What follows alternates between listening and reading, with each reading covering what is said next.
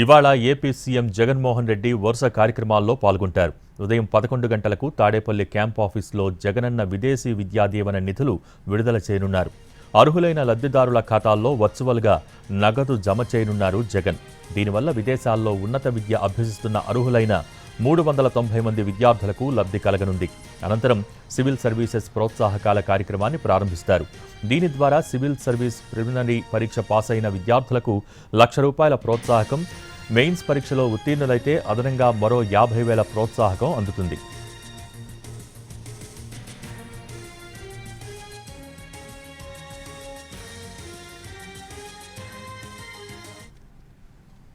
ఇక మధ్యాహ్నం 12 గంటలకు ఆడుదాం ఆంధ్రాలో వర్చువల్గా పాల్గొంటారు సీఎం జగన్.